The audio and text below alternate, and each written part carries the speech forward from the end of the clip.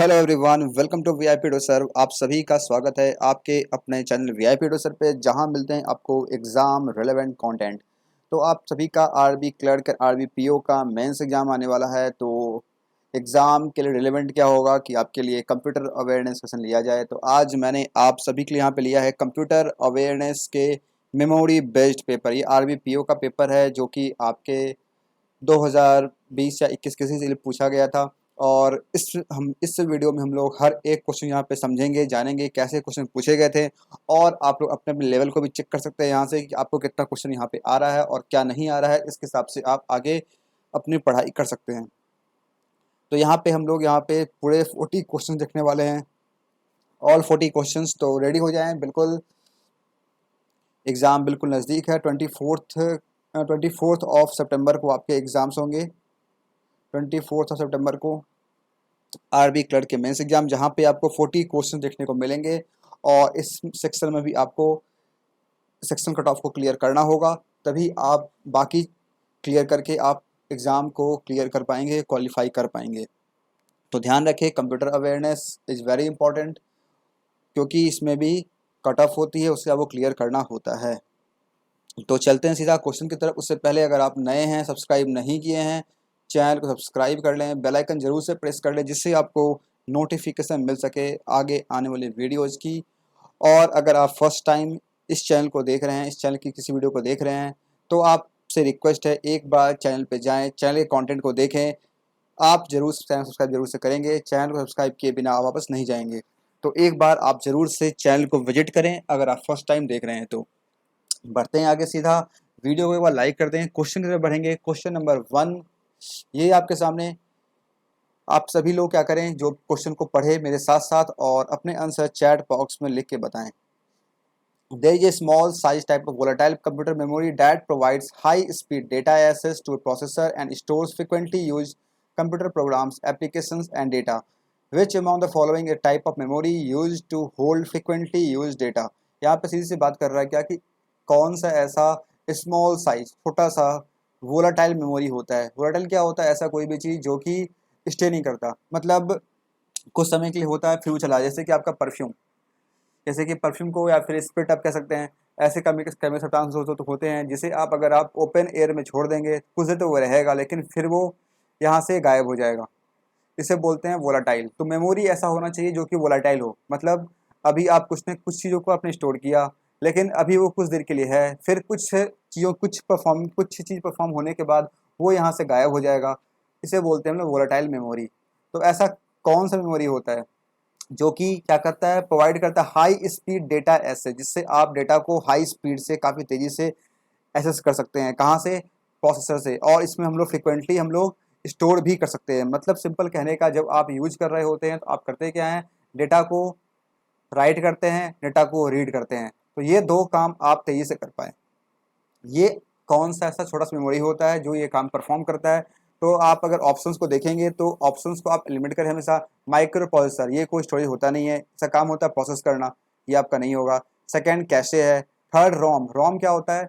ये होता है रीड ओनली मेमोरी, यानी कि इसमें आप रीड कर एक बार अगर इसे आप सिर्फ रीड कर सकते हैं। तो यहाँ पे ये जो है, ये इसका सही आंसर नहीं होगा, क्योंकि ये नॉट वोलाटाइल, ये वोलाटाइल नहीं होता। इसमें आप अगर आपको लिख रहा है ना रीड ओनली मेमोरी, ये आपका स्टोर कर देगा डेटा को और फिर ये वोलेटाइल नहीं होगा, ये मतलब गायब नहीं होगा।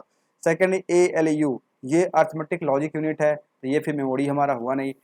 लास्ट ऑप्शन इज कंट्रोल, तो कंट्रोल भी इसका आंसर नहीं होगा। इसका मतलब आंसर क्या उसका होगा? कैशे। तो कैशे होता क्या है?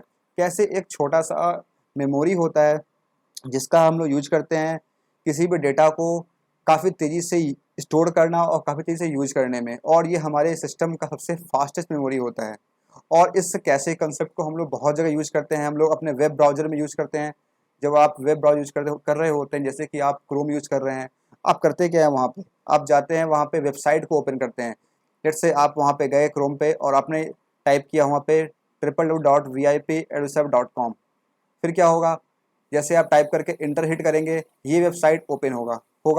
जब कभी भी आपने अगर नोटिस किया होगा, जब आप फर्स्ट टाइम वेबसाइट को यूज करते हैं, किसी वेबसाइट को फर्स्ट टाइम, तो उससे लोड होने में थोड़ा सा समय लगता है।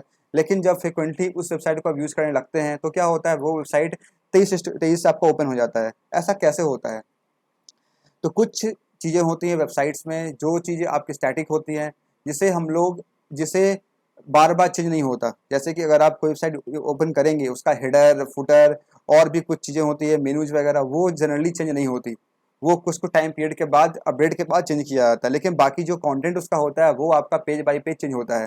तो क्या क्या जाता है कि अपने वेब ब्राउजर में जैसे आपने ओपन किया, कुछ सर्टन फाइल्स को करते क्या हैं, कैशे मेमोरी में हम लोग स्टोर कर लेते हैं, और फिर जब आप दोबारा यूज़ करेंगे तो इस आपके कैशे मेमोरी से आपका जो वेब ब्राउज़र है, ये आपके इस कैशे मेमोरी में जाएगा, और इस जगह से वो जो रेगुलरली ओपन जो फाइल होती है उसे यहाँ से लोड कर लेगा, और बाकी जो डायनामिक चीज़ें हैं उसे वो यूआरएल से, सर्वर से लोड करेगा। इससे क्या होता है कि आपका जो टाइम होता है वो यहाँ पे फास्ट हो जाता है, और वेबसाइट आपका जल्दी ओपन हो जाता है। इस तरीके से हम लोग कैशे का यूज़ करते हैं। और जब कभी भी आप कैसे क्लियर कर देंगे अपने मेमोरी की, अपने ब्राउज़र की, तो फिर आप जो भी वेबसाइट ओपन करेंगे वो भी आपका थोड़ा सा टाइम लेके लोड होगा, और फिर आपका फिर से सेम फास्ट लोड होना शुरू हो जाएगा जब आप उसे नेक्स्ट टाइम विजिट करेंगे। तो ये होता है कैशे मेमोरी। आई होप आपको समझ में आया होगा कैशे मेमोरी क्या होता है। और भी कैशे के कुछ डिमेरिट्स भी होते हैं। तो जैसे कि जब आप किसी वेब एप्लीकेशन को डेवलप कर रहे होते हैं, तो क्या होता है वहाँ पे हम लोग कैसे क्लियर वगैरह यूज नहीं करते हैं। तो क्या होता है कि आप CSS के कोड यूज करते हैं। CSS यानी कि हम लोग डेकोरेट करने के लिए, वेबसाइट में कलर वगैरह पुट करने के लिए यूज करते हैं CSS का। तो वो क्या होता है, जब आप यूज करते हैं CSS, तो CSS कोड आपके वहाँ पे आपके ब्राउजर में स्टोर हो जाते हैं। आपने वेबसाइट डेवलप करना शुरू किया और आपके वेबसाइट में, आपके ब्राउजर में कैशे के फॉर्म में ये स्टोर हो गया। लेकिन जब आप रियल टाइम में आप चेंज कर रहे होते हैं अपने कोड में जाकर के, CSS के कमांड को वहाँ पे आप कलर वगैरह चेंज कर रहे होते हैं, जब आप उसे यूज करते हैं, फिर से ओपन करते हैं, ब्राउजर को रिफ्रेश करते हैं, तो वहाँ पे ये कोड रिफ्लेक्ट नहीं होता। क्यों? क्योंकि ब्राउजर को क्या आद पड़ा हुआ है, वो जाएगा सिंपल कैशे के पास जाएगा, जो पुराना कोड यहाँ पे स्टोर है उससे ये यहाँ पे आपको दिखा देगा। तो हमें करना क्या पड़ता है इस केस में, हमें कैशे को क्लियर करना पड़ता है, तब जाकर के ये कोड हमारे सिस्टम पे, हमारे ब्राउजर पे अपीयर होता है। तो आई होप आपको कैशे जो है ये क्लियर हो गया होगा, इसमें कोई दिक्कत नहीं होगी। अब क्लियर है ये क्वेश्चन? फर्स्ट क्वेश्चन हम लोग कंसेप्ट के साथ पढ़ेंगे। हर एक क्वेश्चन में जो भी इंफॉर्मेशन होंगी, जो जरूरत होगा, जो नेसेसरी होगा, वो मैं आपको बता दूंगा यहाँ पे। क्लियर है? तो एक बार वीडियो को लाइक करें जरूर से। बढ़ते हैं क्वेश्चन नंबर 2 की तरफ। सेकंड क्वेश्चन है यहाँ पे, memory in a computer is where information is temporary stored while it is being accessed or worked on by the processor। हम कह रहा है ऐसा कौन सा मेमोरी है इन ऑप्शंस में से जो कि कंप्यूटर में यूज किया जाता है इन्फॉर्मेशन को टेम्पररी स्टोर करने के लिए। टेम्पररी मतलब कुछ देर के लिए स्टोर करने के लिए। And it is being assessed और वर्कड ऑन बाय प्रोसेसर। इस प्रोसेसर जो है वो इसे यूज करता है। यहाँ पे ऑप्शंस देखें, अगर देखिए हमेशा मैं बता रहा हूँ, कंप्यूटर या फिर GA के क्वेश्चन सॉल्व करने के लिए ऑप्शन एलिमिनेशन का यूज आप बहुत अच्छे से कर सकते हैं। यहाँ पे देखिए लॉजिकल क्या होता है, लॉजिकल कौन सा मेमोरी होता है? ऐसा कोई मेमोरी नहीं होता हमारे पास। सेकेंडरी मेमोरी, हाँ ये होता है। रोम सेम है। रीड ओनली मेमोरी, ये आपका टेम्प्रोरी नहीं होता, ये परमानेंट मेमोरी होता है। कर्ड कर्ड हमारा कोई मेमोरी टाइप का नहीं होता। रैम आप सभी जानते हैं, रैंडम एक्सेस मेमोरी से बोलते हैं, और इसका काम ही क्या है, रैंडम, तब रैंडम तरीके से मेमोरी को एक्सेस करना। तो ये कैसा होता है? ये बिल्कुल टेम्प्रोरी होता है, वोलाटाइल होता है। जब आप किसी भी एप्लीकेशन को आप ओपन करते हैं, किसी फाइल को ओपन करते हैं, उसके 2-3 कॉपी ओपन होती है, 2-3 कॉपी बनती है। एक तो आपके जो स्टोरेज में स्टोर होती है, यानी कि आपके रोम में या फिर हार्ड डिस्क सॉलिड ड्राइव में स्टोर होती है। सेकंड कॉपी ओपन होती है जो कि कहाँ होती है, आपके रैम में। और फिर ये जो डेटा हम लोग यूज करते हैं, जब हम लोग एडिट कर रहे होते हैं, अब कुछ भी कर रहे होते हैं, ये डेटा सिंपल स्टोर कहाँ होता है आपका, वो आपके रैम में स्टोर होता है, और फिर वहीं से रैम से हम एक्सेस भी करते हैं। जब आप इसे कम्प्लीटली सेव कर देते हैं, तब वो जाकर के आपके हार्ड डिस्क में या फिर आपके जो परमानेंट मेमोरी है वहाँ जाके स्टोर हो जाता है। तो रैम क्या है? रैम है रैंडम एक्सेस मेमोरी, और ये कैसा होता है, वोलेटाइल होता है। जैसे आप सिस्टम को ऑफ करेंगे, ये रैंडम एक्सेस मेमोरी जो आपका है ये पूरा क्लीन हो जाएगा। इसमें जो आप पहले स्टोर किए थे फाइल को, वो वहाँ से गायब हो जाएगा।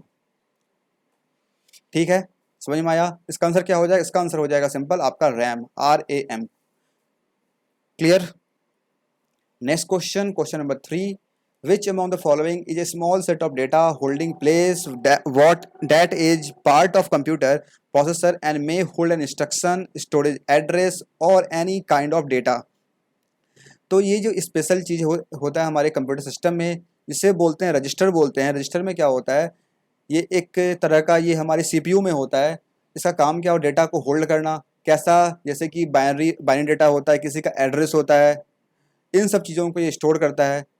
और हालांकि ये काफ़ी सिस्टम को डिले भी करता है, लेकिन हाँ ये स्टोर करने में काम आता है। इसे बोलते हैं रजिस्टर बोलते हैं। ठीक है, तो यहाँ पे वैन नहीं होगा, वैन नेटवर्क होता है, बस भी नेटवर्क होता है, एड्रेस सिंपल पता ही है आपको क्या होता है, प्रोसेसर ये नहीं। इसका आंसर क्या होगा, इसका आंसर होगा रजिस्टर होगा। क्लियर है। नेक्स्ट क्वेश्चन क्या है, an optical input device that interpret pencil marks on paper media as. जैसे अगर आपको कुछ भी नहीं पता है तो आपको दिमाग में क्या आएगा, pencil mark on paper, paper पे पेंसिल मार्क करना, पेन मार्क करना, ये क्या होता है। आप लोगों ने सुना होगा जब ऑफलाइन एग्जाम होता है वहाँ पे यूज किया जाता है OMR सीट को। जैसे कि यूपीएससी और डिफरेंट पीसीएस एग्जाम, जो भी ऑफलाइन एग्जाम होते हैं, नीट, जेई मेंस, जहाँ भी ऑफलाइन एग्जाम होते हैं वहाँ पे आपको एक सीट दिया जाता है जिसपे आपको ऑप्शंस को इस तरीके से फिल करना होता है। तो वहाँ पे हम लोग टेक्निक यूज करते हैं, उसे बोलते हैं OMR।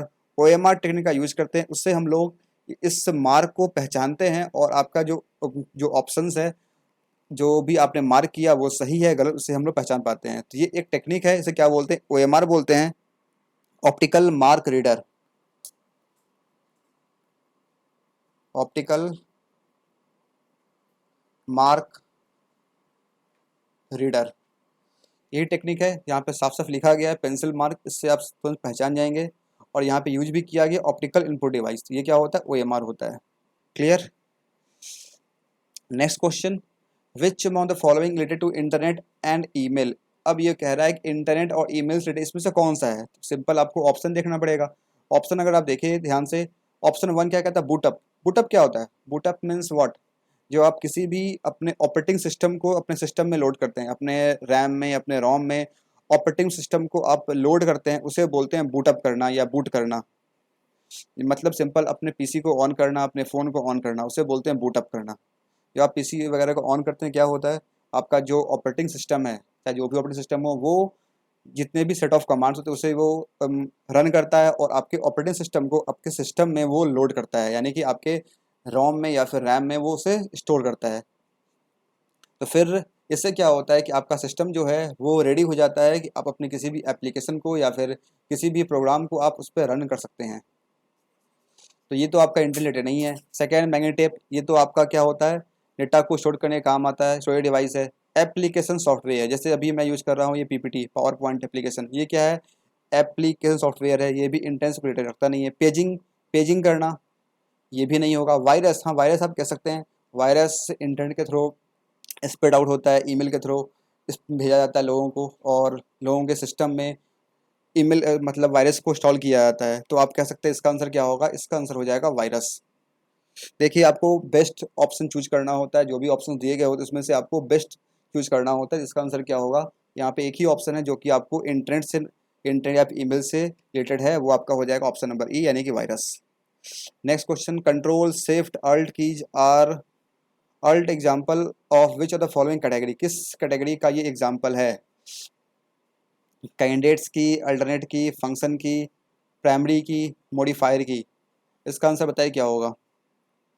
तो शिफ्ट, कंट्रोल और अल्ट जो होता है ये ऐसा की होता है जिसका यूज हम लोग तभी करते हैं जब हमें कॉम्बिनेशन यूज करना होता है। जैसे कि आप यूज करते हैं control X, control P, control V, control X, मतलब जो भी यूज करते हैं, कंट्रोल Z, कंट्रोल Y, ये शॉर्टकट्स यूज करते हैं। तो ये एक सेट ऑफ फंक्शन होता है, जब आप कंट्रोल से इन लेटर को प्रेस करते हैं तभी ये काम करता है। जैसे कि आपको कट करना है, आप क्या करते हैं, कंट्रोल प्लस आप यूज करते हैं एक्स का।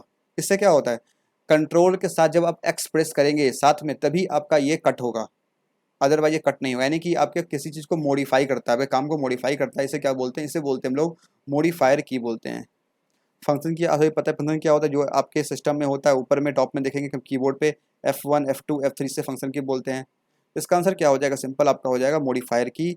शिफ्ट, कंट्रोल, अल्ट, ये सब है modifier key. Clear. Next question, in a keyboard left right up down set of key facilities which among the following function. मतलब ये कह रहा है कि आपके जो सिस्टम में, आपके कीबोर्ड में जहाँ पे राइट साइड में जो आपका इंटर होता है, मतलब जो मेन इंटर आपका होता है, इंटर उसके नीचे शिफ्ट होता है, उसके नीचे आप देखेंगे आपको 4 की मिलती है इस तरीके से, एक अप, एक राइट, एक लेफ्ट, एक डाउन। इसका हम लोग गेमिंग में बहुत यूज़ करते हैं। तो ये की का काम क्या है, ये आपसे पूछ रहे हैं, इसका फंक्शन क्या है, आपको ऑप्शन में चूज करना है। डिलीटिंग डेटा, नहीं। पेज स्क्रॉलिंग, हाँ करते हैं, पेज को अप डाउन करने के लिए डॉक्यूमेंट में हम लोग करते हैं, ये इसका आंसर हो सकता है। आगे पर लॉन्चिंग सेट स्टार्ट मेनू, नहीं, ऐसा नहीं करते, उसके लिए अलग से बटन होता है, हमारे पास विंडो बटन होता है। इनिशिएटिंग सर्च, नहीं होता, ये भी नहीं। कंट्रोलिंग रैम प्रोसेस, नहीं। इसका आंसर क्या हो जाएगा, simple, page scrolling to view a document, document में पेज को स्क्रॉल करने के लिए हम लोग इसका यूज़ करते हैं, हालांकि इसका मतलब सिंपल है, मूवमेंट के लिए यूज़ करते हैं हम लोग। ठीक है, कर्सर को मूव करना हो गया, पेज को मूव करना हो गया, और पेज को मूव करने के लिए हम लोग और कुछ बटन्स हैं उसका यूज करते हैं, जैसे कि page up, page down, and की, होम की, इन सब का यूज़ करते हैं। अगर आप नहीं करते हैं, आप करके देखिए, जब आप पीडीएफ वगैरह एडिट करते हैं, जब जीए पढ़ते हैं, कोई पीडीएफ पढ़ते हैं, तो वहाँ पे आप इन सब कॉम्बिनेशन यूज़ किया करें। शॉर्टकट्स के जितने भी होते हैं, जब भी आप कंप्यूटर पे काम कर रहे हो, शॉर्टकट्स को हमसे यूज़ करें, तभी आपको शॉर्टकट्स याद रहेंगे, और शॉर्टकट से एग्जाम में क्वेश्चन देखने को मिलते ही मिलते हैं। जब पीडीएफ आप रीड करें, वहाँ पे आप बटन प्रेस करें होम, जैसे आप होम प्रेस करेंगे, आप पहुँच जाएंगे उस पीडीएफ के नंबर 1 पेज पे। आप यूज़ करें इंड की, जैसे इंड यूज़ करेंगे, आप कहाँ पहुँच जाएंगे, उस पीडीएफ के लास्ट पेज पे। आप यूज़ करें पेज डाउन, पेज डाउन जैसे आप प्रेस करेंगे, आपका नेक्स्ट पेज ओपन हो जाएगा, पेज अप से आपका प्रीवियस पेज ओपन हो जाएगा। इस तरीके से इन बटन्स को आप यूज़ करेंगे, तो आप हमेशा ध्यान रहेगा किसका यूज़ कैसे किया जाता है। इतना क्लियर है? आगे बढ़ते हैं नेक्स्ट क्वेश्चन की तरफ। क्वेश्चन नंबर 8, ये क्या है, which among the following terms refers to web address of a page. Web address क्या होता है, जैसे कि आप ये देख रहे हैं ना, vip.edusab.com, ये क्या है, ये वेब एड्रेस है। तो वेब एड्रेस में कौन सा टर्म यूज किया जाता है, तो आप यहाँ देखिए SMTP। SMTP क्या होता है, SMTP ये सिंपल आपका मेल ट्रांसफर प्रोटोकॉल होता है। जब आप मेल को शूट करते हैं, मेल भेजते हैं किसी एक क्लाइंट से दूसरे क्लाइंट पे, तो उसे वहाँ पे यूज करते हैं हम लोग SMTP प्रोटोकॉल का। जैसे कि आपने देखा होगा, इसका जो यूज किया जाता है वेब ब्राउज़र वगैरह में, वेबसाइट सब में कैसे यूज किया जाता है, जैसे आप गए किसी वेबसाइट, मान लीजिए आप पहुँचे vip.edusab.com पे, यहाँ पहुँच के आप देखें कि एक सेक्शन मिला आपको रजिस्टर करने का। इस ऑप्शन पे आप जैसे गए, यहाँ पे आपने अपना ईमेल नेम वगैरह फिल किया, आपने सबमिट किया, जैसे सबमिट करेंगे आपको यहाँ पे अपीयर होगा कि आप रजिस्टर हो चुके हैं। जैसे रजिस्टर होंगे, आपके ईमेल पे तुरंत आपको एक मेल मिल जाएगा, उसमें लिखा होगा हाय हेलो ये वो, मतलब आपका अकाउंट रजिस्टर हो चुका है। तो क्या ये जो मेल मिलता है वो कोई पर्सन पीछे बैठा होता है जो भेज रहा होता है, नहीं। यहाँ पे हम यूज़ करते हैं सिंपल इसी का SMTP का यूज़ करते हैं मेल को शूट करने के लिए। या फिर आप अभी देखते होंगे आपको OTP मिलता होगा, मेल पे OTP आता होगा, तो वो कैसे आता, वहाँ पे भी हम लोग इसी SMTP का, इस SMTP प्रोटोकॉल का यूज़ करते हैं OTP को शूट करने के लिए। नेक्स्ट है IP, आप पता ही होगा IP क्या होता है, वेब एड्रेस से इसका कोई रिलेशन है ही है। URL क्या होता है, URL जैसे कि ये रहा आपका, इसे URL बोलते हैं हम लोग। नेक्स्ट है मैक, तो यहाँ पे बात कर रहा है क्या, following term refers to web address. Web address क्या होता है, वेब एड्रेस प्रोटोकॉल जो है वो आपका होता है HTTP, hyper text type protocol. इसी का यूज़ करते हैं हम लोग किसी भी URL को कॉल करने के लिए, किसी भी वेब एड्रेस को कॉल करने के लिए हम लोग इसी प्रोटोकॉल का यूज़ करते हैं। ऑप्शन नंबर C होगा इसका सही आंसर। क्लियर है, समझ में आ रहा? कुछ भी डाउट्स हो आपको, आप सिंपल इस वीडियो के कमेंट सेक्शन में आप लिख सकते पूछ सकते हैं, I will reply your answer. बस अब क्वेश्चन होना चाहिए रिलेवेंट, जो कि आपके RRB PO RRB क्लर्क के एग्जाम में पूछे जाते हैं, वैसे ही क्वेश्चन आप पूछेंगे तभी आपको रिप्लाई मिलेगा। बाकी क्वेश्चन पूछेंगे जो इररिलेवेंट होंगे, उसका रिप्लाई शायद आपको नहीं मिल पाएगा। नेक्स्ट क्वेश्चन, क्वेश्चन 8 के बाद 9, यहाँ पे पूछ रहा है क्या, always a part of email address, email में इन सब का किसका यूज किया जाता है, तो पीरियड का, यानी कि ये डैश का यूज कर रहा है, इसका यूज हम लोग, मतलब ईमेल में कोई मैंडेटरी नहीं यूज करना है इसे। एट रेट साइन, इसका तो यूज किया जाता है, आप क्या लिखते हैं, जैसे कि आपने देखा होगा मेल होता है हेल्प @vip.edusab.com, तो मेल में हमेशा आपको ये देखने को मिलता है, ये आपका क्या होता है, ये आपका डोमेन होता है, ये क्या होता है, ये होता है यूजर नेम होता है। इसके इन दोनों को सेपरेट करने के हम @ का यूज करते हैं, @ का, तो ये तो आपका होता ही है। स्पेस बार अलाउड नहीं होता ईमेल में। अंडरस्कोर इसका यूज करते हैं हम लोग, लेकिन ये डिपेंड मेरे ऊपर करता है, हम करना चाहते हैं नहीं करना चाहते हैं, लेकिन ये it is not mandatory. Angular bracket इसका भी यूज नहीं होता, यानी कि सिंपल आपका आंसर क्या हो जाएगा, @। Option number B। Clear? Next question, which among the following in term is a term of initial और main web page of a website और ए ब्राउज़र। ओके, यहाँ पे पूछ रहा है आपसे, जब कभी भी आप किसी वेबसाइट पर यूज करते हैं, किसी वेबसाइट विजिट करते हैं, सबसे पहले जो आपका पेज ओपन होता है, लैंडिंग पेज, उसे हम लोग क्या बोलते हैं? उसे हम लोग बोलते हैं होम पेज। और आपने देखा भी होगा डिफरेंट वेबसाइट्स पे, वहाँ पे एक बटन होता है होम का। जैसे उस पर आप क्लिक करेंगे, आप कहाँ पहुँच जाएंगे? उस वेबसाइट के मेन पेज पे पहुँच जाएंगे। इसे बोलते हैं हम लोग होम पेज बोलते हैं। यही आपसे पूछ रहा है main page of the website. समझ में आया? बाकी जो ऑप्शंस हैं इरेलेवेंट है। यूआरएल तो आपका ये होता है, इसे यूआरएल बोलते हैं। डोमेन, डोमेन नहीं होगा आपका। गूगल, गूगल भी नहीं है। सर्च इंजन, ये भी नहीं है। आंसर क्या होगा इसका? Home page. Clear? Next question 11, .org stand for. .org अगर आपको आंसर नहीं पता होगा तो इसका आप देख के बता पाएंगे। org मतलब क्या होता है? ऑर्गेनाइजेशन होता है। ऑप्शन नंबर सी आपका सही आंसर होगा। .org है क्या? ये जब लोग डोमेन यूज़ करते हैं, डोमेन में हम लोग एक्सटेंशन लेते हैं, जैसे .com होता है, .org, .in, .au, .uk, ऐसे बहुत सारे .xyz, ये सारे जो हमारे एक्सटेंशन होते हैं, इनका एक स्पेसिफिक मीनिंग होता है, यूज़ किया। जैसे कि .com का यूज़ करते हैं हम लोग कॉमर्शियल वेबसाइट पे। .org किसी ऑर्गेनाइजेशन रिप्रेजेंट करता है। .in ये यूज़ करता है इंडिया के लिए। .uk यूके के लिए। .au यूएस, ये सब डिफरेंट कंट्री रिप्रेजेंट करता है। .gov ये यूज़ करता है हमारे गवर्नमेंट को रिप्रेजेंट करने के लिए। तो ऐसे डिफरेंट एक्सटेंशंस होते हैं, जिसमें .org क्या होता है? ये होता है आपका ऑर्गेनाइजेशन। ऑप्शन नंबर सी इसका होगा सही आंसर। क्लियर है? तो आप इस क्वेश्चन में एक ऑप्शन आपको दिख रहा है, वेबसाइट दिख रहा है, तो आप बहुत हड़बड़ी में क्या करेंगे? अगर आप इसे देख लेंगे, इसको आंसर मार्क कर देंगे, लेकिन आपको सारे ऑप्शंस पढ़ने हैं, और ऑप्शन में जो आपका बेस्ट ऑप्शन होगा वही आपका आंसर होगा। तो ऑप्शन सी इसका सही आंसर होगा। All clear? Next question, question 12, help menu is available at which button. Help मेनू कहाँ होता है? हेल्प मेनू कहाँ होता है? अगर ऑप्शंस को देखें तो देखिए, हेल्प मेनू जो पूछ रहा है ये डिफरेंट डिफरेंट आपके मतलब रेफरेंस से पूछ सकता है। ये पूछ सकता है वर्ड में कहाँ होता है, एमएस वर्ड में, और पॉइंट में कहाँ होता है।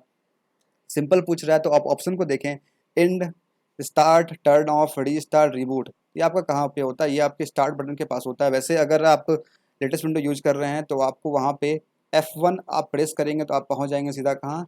हेल्प सेक्शन में पहुँच जाएंगे। वहाँ पे एक क्वेश्चन मार्क बना होता है, F1 के ऊपर आप देखेंगे छोटा सा क्वेश्चन मार्क बना होता है। ठीक है? Next question, which one of the following is area of an email that is short description of the message. जब आप किसी को ईमेल सेंड करते हैं तो वहाँ पे आप अपने जो भी आप मैसेज लिख रहे होते हैं उसको एक शॉर्ट फॉर्म बताते हैं कि आप कंसाइज वे में कि आप क्या कहना चाह रहे हैं, आप क्यों मेल कर रहे हैं उन्हें। तो वो आप कहाँ लिखते हैं? सिंपल सी बात है, वो लिखते हैं सब्जेक्ट में। एज़ यूजुअल जब हम लोग ऑफलाइन लेटर लिखते हैं वहाँ भी एक कॉलम बनाते हैं हम लोग सब्जेक्ट का, उसमें लिखते हैं रिगार्डिंग दिस, रिगार्डिंग दिस। तो वही सेम चीज़ हमारे ईमेल में भी होता है, उसे बोलते हैं हम लोग सब्जेक्ट बोलते हैं। ठीक है? बाकी ऑप्शंस हैं CC, carbon copy, blind carbon copy, attachment, spam, ये सब नहीं है। इन सब में हम लोग अटैचमेंट में फाइल को अटैच किया जाता है। इसमें आप वो ईमेल डालते हैं जिन्हें आपको हाइड करना होता है। सीसी, कार्बन कॉपी भी मतलब सेम कॉपी भेजना चाहते हैं उसका यूज़ किया जाता है। स्पैम तो आप सभी को पता है स्पैम क्या होता है। समझ में आ रहा? तो 13 क्वेश्चन हो चुके हैं, अभी हमारे पास पूरे 40 क्वेश्चन हैं। आपको समझ में आ रहा है तो एक बार वीडियो को जरूर से लाइक करें अगर नहीं किए हैं तो, और सब्सक्राइब नहीं किए सब्सक्राइब कर ले चैनल को, और अधिक से अधिक शेयर किया करें। आगे बढ़ें। Next question 14, which in the following smallest unit in image in a computer. Computer में यूज किया जाना इमेज जो यूज़ करते हैं हम लोग, उसका स्मॉलेस्ट यूनिट क्या होता है? आप लोग हमेशा बोलते हैं मेरा फ़ोन में इतना MP का कैमरा है। ये MP क्या होता है? MP मतलब मेगा, और P फॉर पिक्सल। आप ये बोलते हैं ना कि ये फ़ोटो कितने MB का है, ये फ़ोटो 5 MB का है। ये क्या होता है 5 MB? ये इसका यूनिट है। ये 5 आपका एक नंबर है और MB क्या यूनिट है। MP मतलब क्या होता है? Mega pixel. मेगा मतलब सभी पता है, मेगा मतलब क्या होता है? Pixel. Pixel is the smallest unit. यही होता है आपके इमेज का स्मॉलेस्ट यूनिट जिसका आप यूज करते हैं। ये रहा आपका answer, option number B. Clear है? Next question 15, different icons of application software can be found in which bar in latest version of Microsoft window. Microsoft window में आपको एप्लीकेशन जो यूज करते हैं उनका आइकॉन्स कहाँ देखने को मिलता है? तो जब आप इस जगह पे बना होता है आपका स्टार्ट बटन, उस पर आप क्लिक करते हैं तो आपके सामने इस तरीके से, अगर विंडो 10 यूज़ कर रहे हैं तो आपके पास इस तरीके से डिफरेंट डिफरेंट आइकन्स अपीयर हो जाते हैं, जहाँ पे आप जो भी यूज़ कर रहे होते हैं, MS Word, PowerPoint, Excel, जो भी आपका है वो यहाँ पे शो होता है। इसे बोलते हैं हम लोग क्या, इसे बोलते हैं, ये कब कब होता है, ये होता है जब आप स्टार्ट मेनू पे क्लिक करते हैं। इसका आंसर क्या हो जाएगा, ऑप्शन नंबर ए। देखिए आपके आरबी के एग्जाम में जो क्वेश्चंस आते हैं वो बेसिक कंप्यूटर के यूजेस के डिपेंड करते हैं। आप जब कंप्यूटर यूज़ कर रहे होते हैं, कंप्यूटर को ध्यान से यूज़ करेंगे तो आप मैक्सिमम क्वेश्चंस के आंसर कर पाएंगे। यहाँ पे कोई प्रोग्रामिंग लैंग्वेज नहीं पूछा जाता आपसे, नॉर्मल क्वेश्चन पूछे जाते हैं जो कि आपके कंप्यूटर आप यूजेस पर डिपेंड करता है। अगर आप सही से यूज कर रहे हैं, चीज़ों को ध्यान में रखते हैं, तो आप मैक्सिमम क्वेश्चन का आंसर कर पाएंगे। Next question, information that comes from external source and fed into computer software is called. किसी एक्सटर्नल सोर्स से यानी कि बाहर से इंफॉर्मेशन को लाया गया और आपके इस सिस्टम के अंदर डाल दिया गया, इसे हम लोग क्या बोलते हैं, आउटपुट नहीं, ये तो अंदर डालने से क्या बोलना चाहिए, इसे अंदर जा रहा है इन्फॉर्म, यानी कि अंदर जा रहा है, इन क्या कर रहे हैं, अंदर पुट कर रहे हैं। इसका मतलब क्या होगा, इसका आंसर हो जाएगा simple input, option number B. Throw out कोई सेंस नहीं बनता। पॉज करना, पॉज कब होगा, जब इनपुट, जब इन्फॉर्मेशन अंदर पहुंचेगा उस पर कुछ हम लोग एक्शन परफॉर्म करेंगे तब वो प्रोसेस होगा। रिपोर्ट्स क्या होता है, रिपोर्ट ये नहीं होता। रिपोर्ट सिंपल क्या होता है, किसी का रिपोर्ट जनरेट करते हैं, जैसे कि लेट से आपकी वेबसाइट है, वहाँ पे आपने देखा कि आपने किसी कोर्स को सेल किया और कोर्स परचेज करने के कितने लोग आए, उनका ईमेल क्या था, कितने अमाउंट का परचेज किया उन्होंने। जब आप इसे रिपोर्ट बनाएंगे तो आप ये उन सभी डेटा को कलेक्ट करेंगे, उसे बोलते हैं रिपोर्ट बोलते हैं। इसका आंसर क्या होगा, इसका आंसर सिंपल हो जाएगा ऑप्शन नंबर बी। नाम से क्लियर है ना, बाहर से लाया गया, सिस्टम में डाला गया है कि इन किया गया और अंदर पुट कर दिया है, कि इसका आंसर क्या हो जाएगा, इनपुट। क्लियर है, आसान शब्दों में। नेक्स्ट क्या है, एन ईमेल अटैचमेंट, ये क्या आ रहा, एड डिवाइस, क्यों आ रहा, कौन कर रहा है डिवाइस ऐड।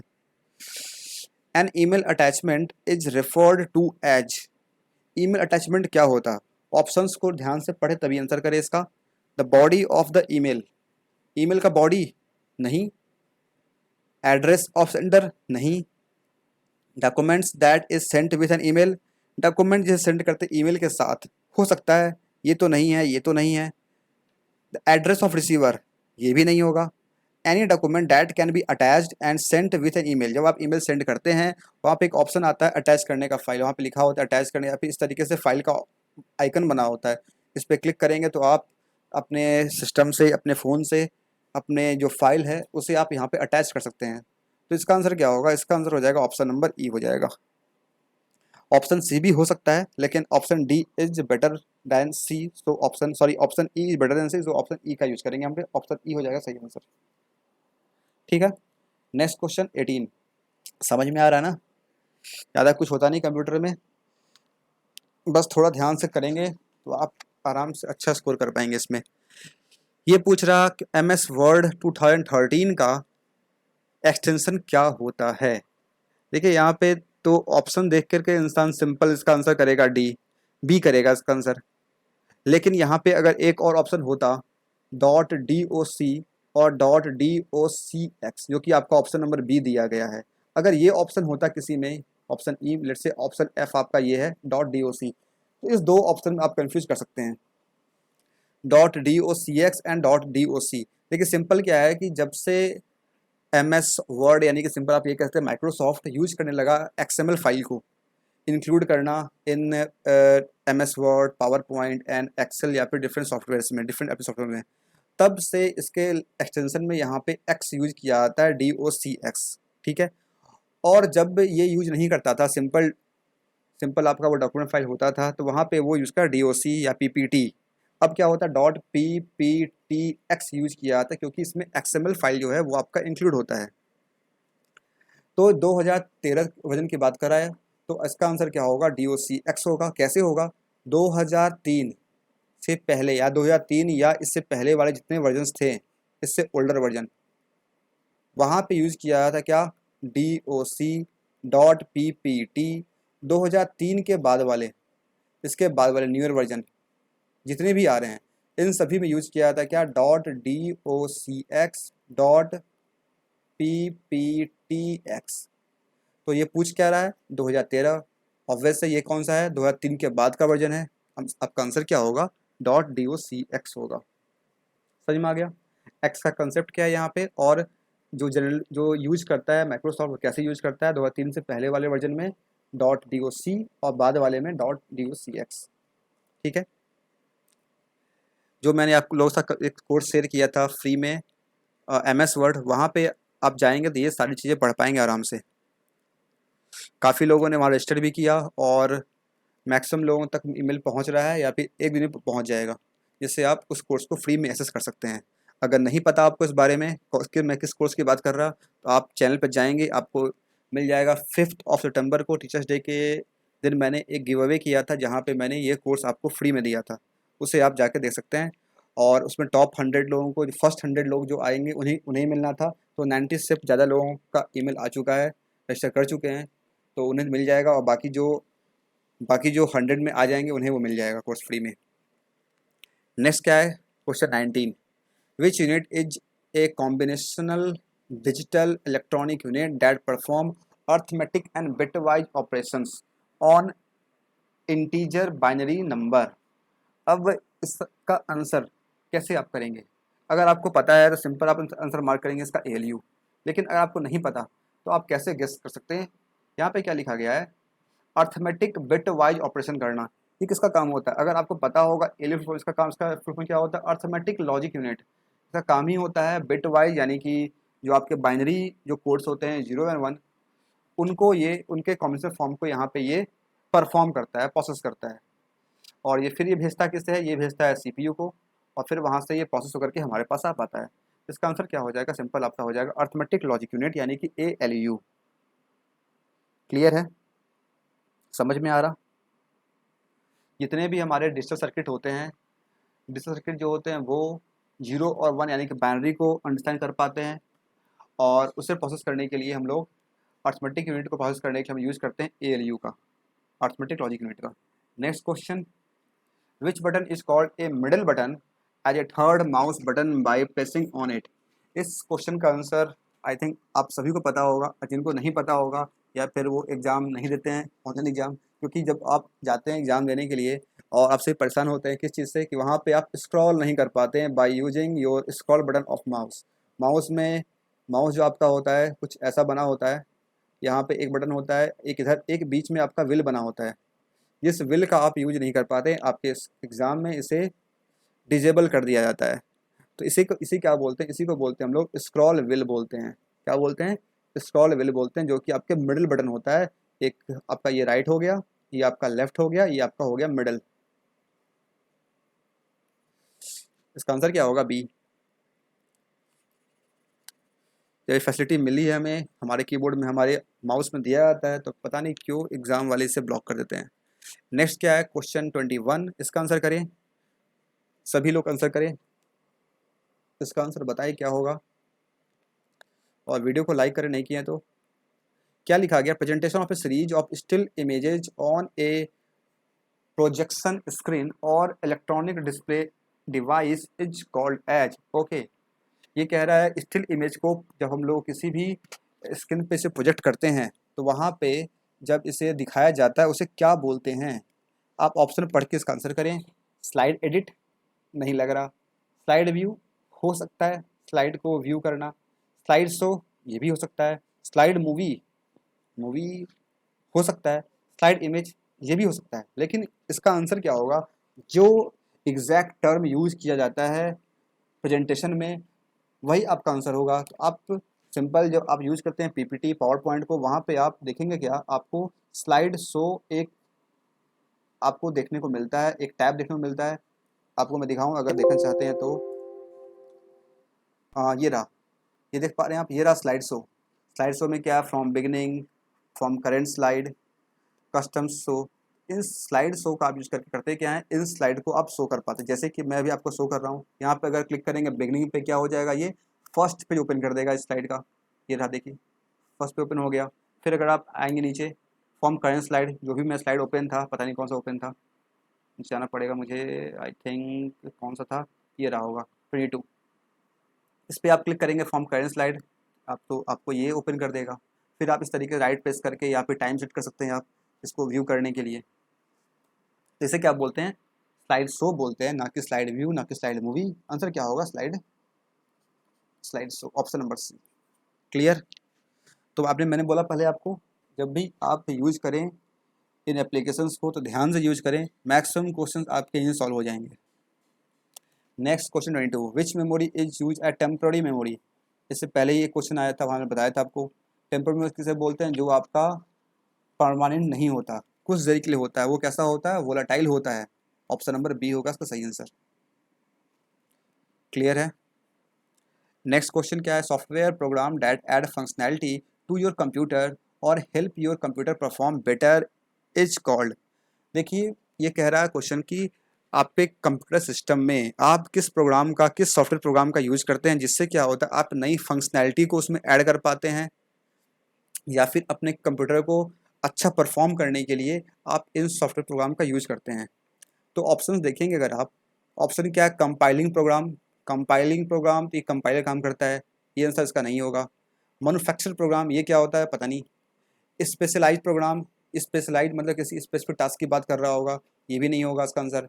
फंक्शन प्रोग्राम, ये भी आंसर नहीं होगा। यूटिलिटी प्रोग्राम, हाँ ये होगा। यूटिलिटी प्रोग्राम क्या होता है, ये आपके सिस्टम में एक्स्ट्रा फीचर ऐड करता है, या फिर आपके सिस्टम में पहले इंस्टॉल होता है, या फिर आप करते भी इंस्टॉल हैं। जैसे कि जब आप आपका जो डिस्क होता है, वॉल्यूम सी डी ड्राइव जो आपके सिस्टम में होता है, जब आप खोलेंगे कंप्यूटर सेक्शन, माई कंप्यूटर या कंप्यूटर आपके सिस्टम में होगा, उसे ओपन करेंगे, आपके यहाँ पे पेज होगा इस तरीके से, C drive, D drive, E drive, V drive जो भी। और आप चाहते हैं इस सी ड्राइव को या डी ड्राइव, किसी ड्राइव को यहाँ पे ब्रेक करना। लेट्स से इसकी मेमोरी आपके पास है 500 GB, ठीक है। आप चाहते हैं इसे दो टुकड़ों में बांटना, कितने कितने, 250 और 250 में। तो आप क्या करेंगे, इससे आप डिफ्रेगमेंट करेंगे। इसके लिए यूज़ करते हैं हम लोग क्या, एक सॉफ्टवेयर का, इसे बोलते हैं हम लोग यूटिलिटी सॉफ्टवेयर। सेम एज आप अपने सिस्टम में यूज़ करते हैं एंटी वायरस सॉफ्टवेयर। वो भी क्या है, वो आपके सिस्टम को परफॉर्म करने में बेटर करता है, एक फंक्शनैलिटी ऐड करता है कि आपको वायरस से बचाएगा। उसे भी क्या बोलते हैं हम लोग, यूटिलिटी सॉफ्टवेयर बोलते हैं, यूटिलिटी प्रोग्राम बोलते हैं। ऐसे जितने भी प्रोग्राम्स होते हैं उन सभी को क्या बोला जाता है, यूटिलिटी प्रोग्राम बोला जाता है, यूटिलिटी प्रोग्राम। क्लियर है, एनी प्रॉब्लम।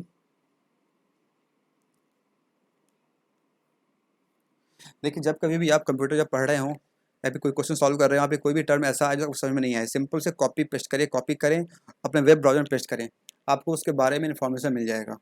और जितना इन्फॉर्मेशन मिलेगा आपको, उतना इन्फॉर्मेशन सफिशियंट है आपके इस एग्जाम के लिए। Clear. Next question 24, which unit of computer helps in communication between the memory and arithmetic logic unit. सीधी सी बात है, अर्थमेटिक लॉजिक यूनिट और कंप्यूटर के बीच में कौन सा ऐसा यूनिट होता है जो कि कम्युनिकेट करता है, कम्युनिकेशन काम करता है। ऑब्वियस सी बात है अर्थमेटिक लॉजिक यूनिट है, ये अगर करता है कंप्यूटर के साथ, इसका आंसर ये तो नहीं होगा, यानी कि ऑप्शन नंबर ई नहीं होगा। CMU नहीं, UPS तो बैटरी होता है हमारा, पावर पावर बैंक होता है। CCU पता नहीं क्या होता है। CPU ही होता है जो कि आपके अर्थमेटिक लॉजिक यूनिट को कम्युनिकेट करता है आपके सिस्टम के साथ। मैंने पहले बताया आपको पिछले क्वेश्चन में, इसका आंसर हो जाएगा CPU, central processing unit. Next question 25, specialised program that allow user to utilise a specific application is classified as. Answer बताया इसका, वेटिंग फॉर योर आंसर। ऐसा स्पेशलाइज्ड प्रोग्राम जो कि यूजर को अलाउ करता है किसी भी स्पेसिफिक एप्लीकेशन को क्लासीफाई करने में, सॉरी स्पेसिफिक एप्लीकेशन को यूज करने में, इसको कैसे क्लासीफाई किया, इसको किस नाम से जाना जाता है, relative program, application program, appropriate program, replicate program, logical program. जैसे कि मैंने पहले ही बताया, जब कभी आप किसी स्पेसिफिक चीज़ों को परफॉर्म करने के लिए यूज़ करते हैं किसी एप्लीकेशन का, उसे क्या बोलते हैं, सिंपल आप बोलते हैं एप्लीकेशन प्रोग्राम। जैसे कि अभी मैं यूज़ कर रहा हूँ क्या, power point presentation, power point, MS power point. तो ये क्या है, ये एक तरह का एप्लीकेशन प्रोग्राम है। क्यों, क्योंकि यहाँ पे हम स्पेसिफिक टास्क को यहाँ परफॉर्म कर पाते हैं।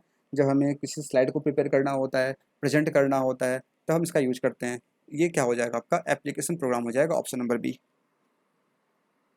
क्लियर है, समझ में आ रहा ना। कुछ भी डाउट्स हो आप सिंपल कमेंट बॉक्स में जाके लिख दें, पूछ सकते हैं।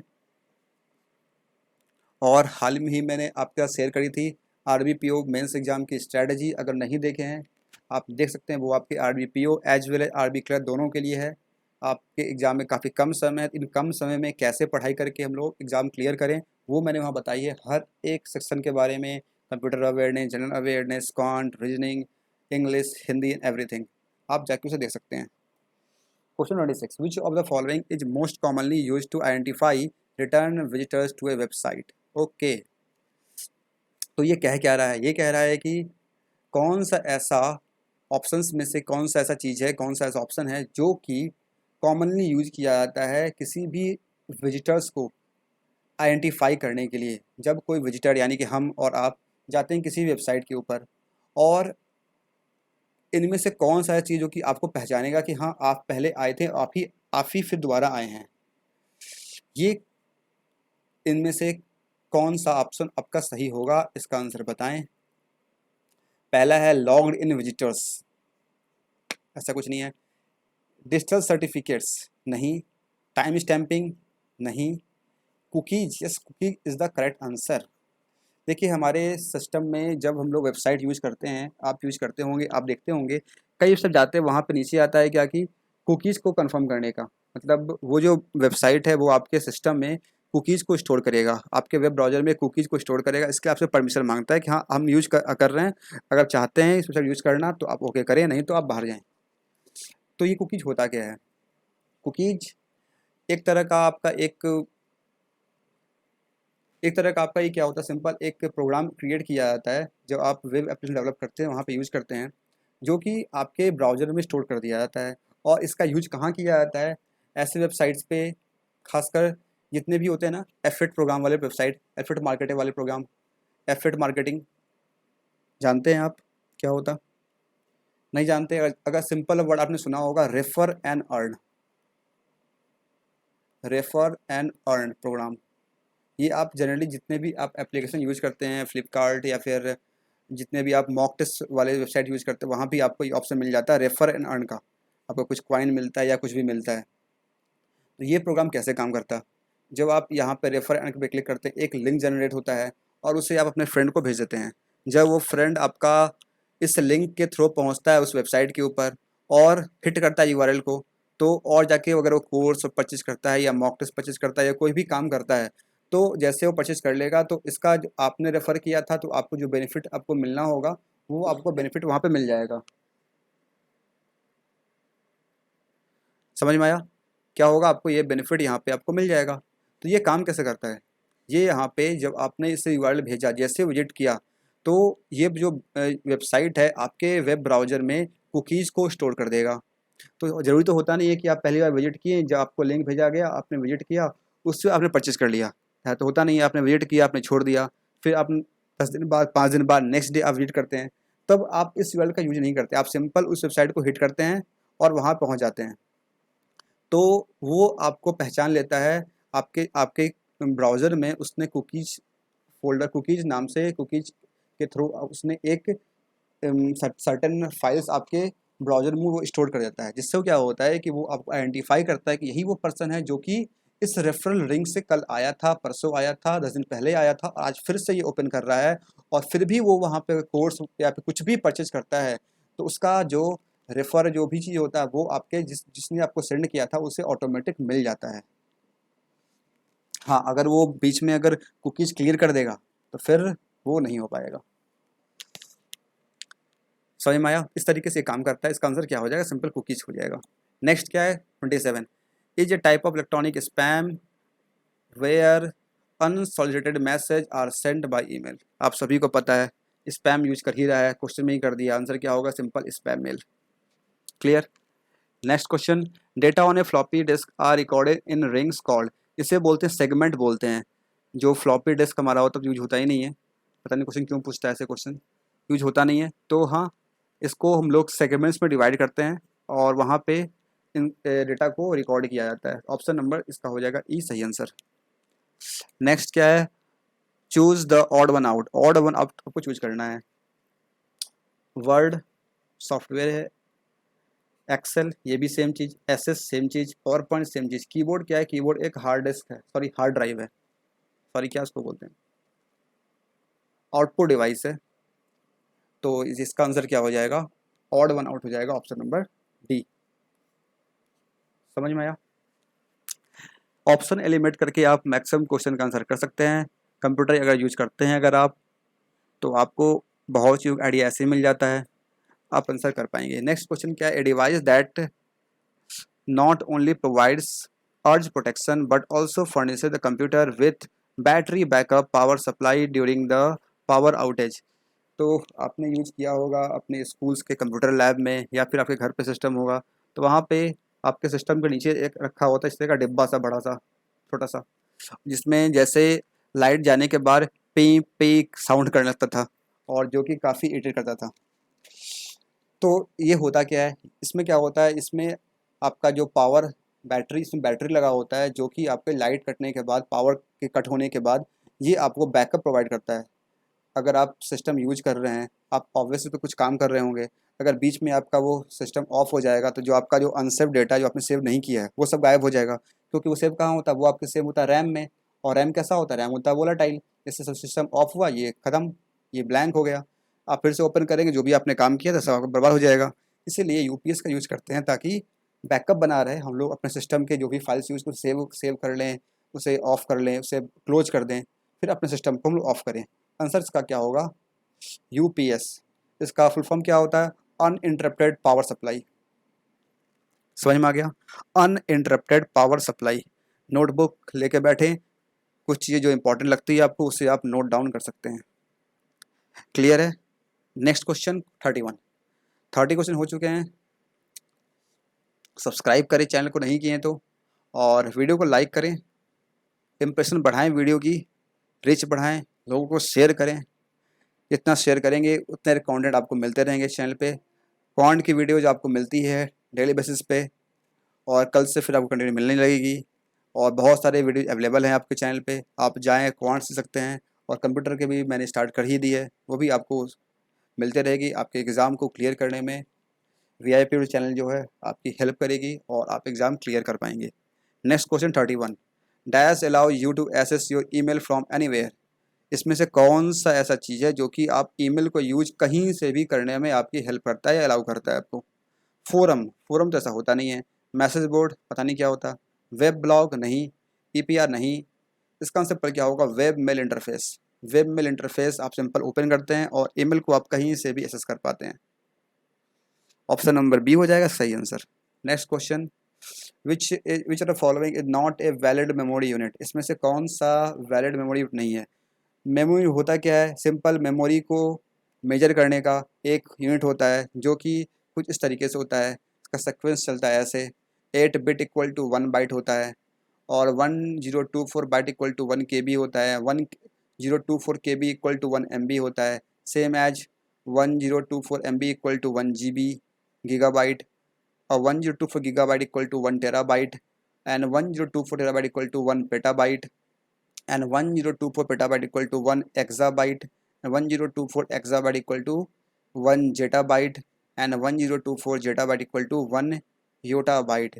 इससे क्वेश्चंस हर साल आपको एक क्वेश्चन देखने को जरूर से मिल जाते हैं, इसे आप बिल्कुल याद कर लें, इसके सीक्वेंस को, कौन पहले कौन कैसे आता है। और ये पावर के फॉर्म में भी, एक्सपोनेंट के फॉर्म में पूछा, 10 के पावर के फॉर्म में पूछा जाता है। इसे आप एक बार देख लें, अच्छे से याद कर लें, और ये क्वेश्चन मैक्स में याद कर लेते हैं। लेकिन ये दो चीज़ छोड़ देते हैं, एक ग्रुप ऑफ 4 बिट, 4 बिट को क्या बोलते हैं, 8 बिट को 1 बाइट बोलते हैं, 4 बिट क्या बोलते हैं, इसे बोलते हैं निबल बोलते हैं, NIBBLE निबल बोलते हैं। और ए bite is also known A octet, इसको ऑक्टेट भी बोला जाता है। वैसे बिट बाइट ही यूज़ किया है जनरली, लेकिन ऑक्टेट भी यूज करें, आप समझ जाएं ये बाइट का ही बात कर रहा। ठीक है, याद रखें, 4 bit equal to 1 nibble. Clear. Next question 33, which of the following is a machine independent program. ऐसा कौन सा प्रोग्राम इसमें से है जो कि मशीन इंडिपेंडेंट होता है।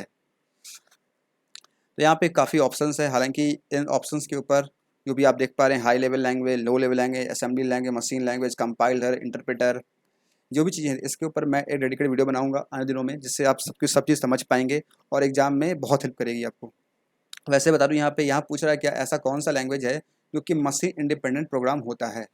तो देखिए, यहाँ पे जितने लैंग्वेज देख पा रहे हैं, high level, low level, assembly language, machine language, इसमें से मशीन लैंग्वेज क्या है, ऐसा लैंग्वेज जो कि मशीन आसानी से समझ सके।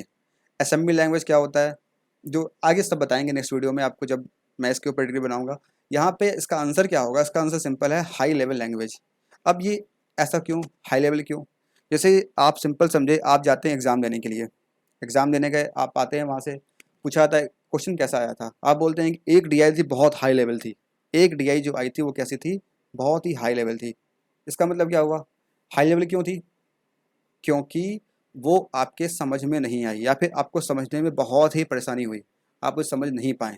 तो ऐसी कोई भी चीज़ जो कि आपको परेशान करती है उसे आप बोलते हैं हाई लेवल बोलते हैं। सेम एज ऐसी कोई भी लैंग्वेज जो कि कंप्यूटर को समझने में, कंप्यूटर के जो भी उसमें अंदर होता है उसे समझने में वो दिक्कत करे, वो आसानी से समझ नहीं पाए, उसे बोलते हैं हम लोग हाई लेवल लैंग्वेज। किसे समझने में, आपके सिस्टम को समझने में आसान नहीं हो, उसे बोलते हैं हाई लेवल लैंग्वेज। यानी कि ऐसा लैंग्वेज, कैसा लैंग्वेज होगा, ये कैसा हो गया, ये आपका मशीन इंडिपेंडेंट प्रोग्राम हो गया।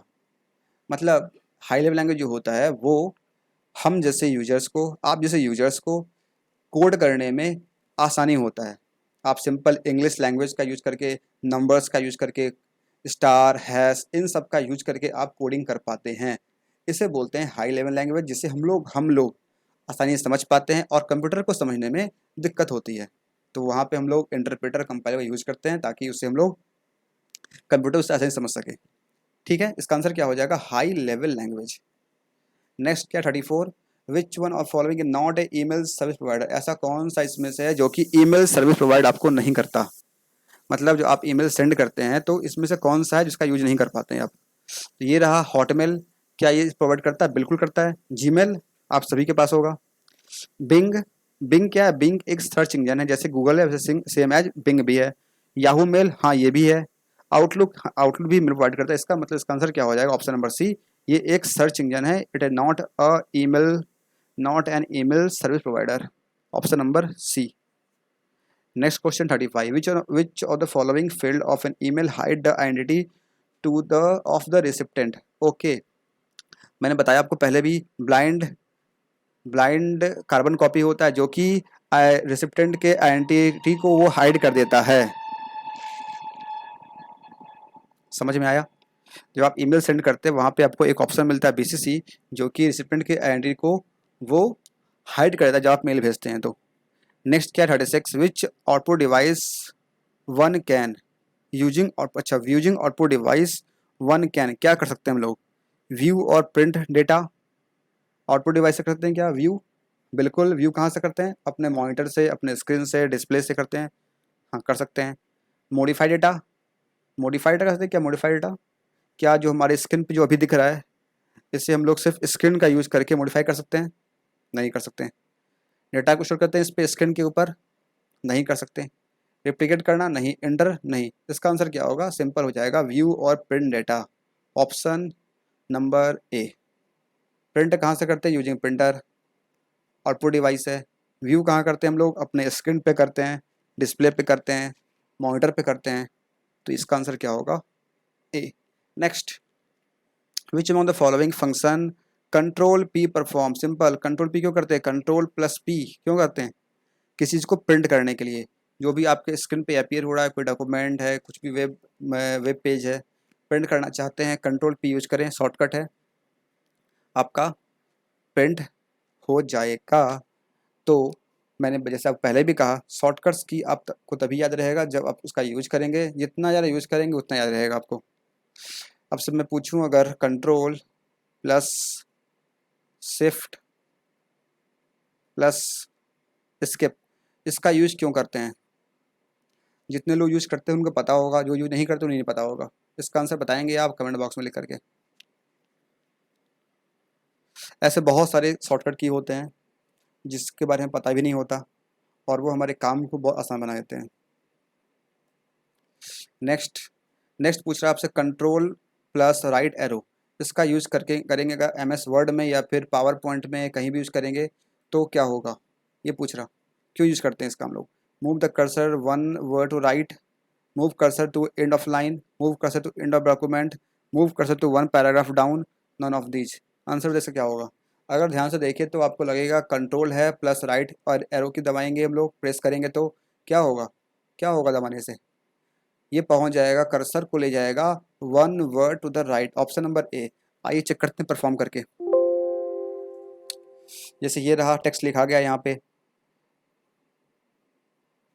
अरे तो बहुत बड़ा हो गया, दिख रहा है क्लियर ना, दिख ही रहा होगा। ऐसे अभी कर्सर मेरा कहाँ है, पैराग्राफ से पहले है, ठीक है। अभी एक सिंपल यूज़ करते हैं हम लोग राइट एरो की का, ये कहाँ पहुँचेगा, पी के राइट में आ गया, फिर यूज़ करेंगे एक राइट में आ जाएगा। लेकिन अगर यहाँ पे हम यूज़ करें कंट्रोल के साथ, कंट्रोल प्लस राइट, ये कहाँ पहुँच गया, ये पहुँच गया नेक्स्ट वर्ड।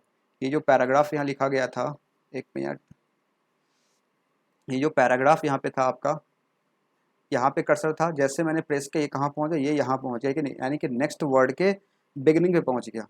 इसका आंसर क्या हो जाएगा, move the cursor one word to the right. समझ में आया। ऐसे बहुत से शॉर्टकट्स की होते हैं जिसका आप यूज कर सकते हैं इस तरीके से। जैसे कि अगर आप यूज कर रहे हैं यहाँ पे, एक मिनट से,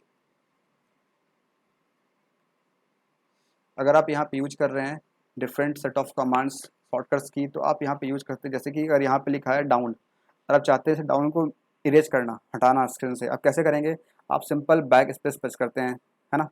आप चाहें तो यहाँ पे वर्ड को डिलीट करने के लिए आप यूज़ कर सकते हैं डिफरेंट कमांड्स का, डिफरेंट शॉर्टकट्स की का। कैसे यूज़ करेंगे नॉट कमांड शॉर्टकट्स को, यहाँ पे क्या लिखा हुआ, हाँ तो यहाँ पे हम लोग यूज़ कर रहे थे इसे।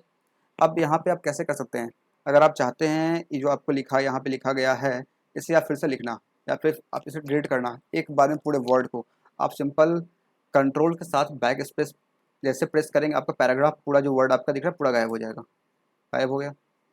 इस तरीके बहुत सारे शॉर्टकट्स की हैं जिसका आप यूज़ कर सकते हैं।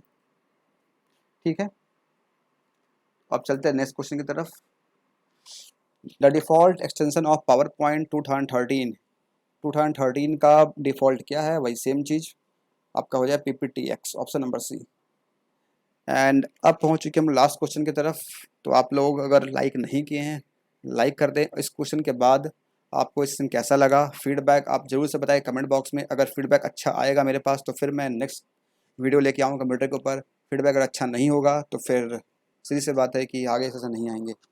तो आपके जो जेन्युइन ओपिनियन है वो आप बताएं, ना कि आप चाहते हैं इससे लेना। अगर नेक्स्ट आप अच्छा फीडबैक दें, जो भी आपके फीडबैक है ऑनेस्ट ओपिनियन आप कमेंट बॉक्स में ज़रूर से लिखें, जिसके बेसिस पे मैं आगे फिर सिस्टम को लेके आऊँगा। ये क्वेश्चन में क्या दिया गया है, dash is a useful tool which allow you to create a huge number of documents by merging mail मेरे मुंह से अंदर निकल गया, merging the main document with the document data source. जैसे ही मर्ज का बात आता है तो मुंह से निकलता है मेल मर्ज। तो मेल मर्ज एक ऐसा ऑप्शन होता है आपके MS वर्ड में जहाँ पे आप n नंबर्स ऑफ डॉक्यूमेंट को क्रिएट कर सकते हैं, सेम कॉपी क्रिएट कर सकते हैं। जैसे कुछ चीज़ें होती है हमें सेम रखना होता है, बाकी चीज़ चेंज करना होता है, वो आप मेल मर्ज से कर पाते हैं। और मेल मर्ज आप पढ़ना चाहते हैं तो सिंपल मैंने आप बताया था MS वर्ड वाले कोर्स पे, उसमें जाएँ, आपको फ्री से मिला होगा, उसमें आप सर्च करेंगे आपको मिल जाएगा मेल मर्ज का ऑप्शन, उसमें जा के आप इसे देख सकते हैं। तो यही थे पूरे 40 क्वेश्चंस। आई थिंक आपको सारे क्वेश्चन समझ में आ गए होंगे। और कुछ भी डाउट्स अगर आपका है तो आप सिंपल कमेंट बॉक्स में लिख के पूछ सकते हैं, और फीडबैक आप ज़रूर से दें। और अगर वीडियो पसंद आया है तो वीडियो को लाइक करके बताएं, लाइक बटन नीचे मिलेगा आपको, उस पर लाइक करें और बताएं। और सब्सक्राइब करें, अधिक अधिक लोगों तक पहुंचाएं, लोगों को सब्सक्राइब करवाएं चैनल को, और वीडियो को शेयर भी करें। और ये फेसबुक का पेज से जुड़ सकते हैं, ये टेलीग्राम है, ये इंस्टाग्राम है, इन सभी से जुड़ सकते हैं, लाइक फॉलो कर सकते हैं। ये है thank you for watching this video की स्माइलिंग ऑल। मिलते हैं फिर नेक्स्ट सेशन में जहाँ हम और भी साथ करेंगे।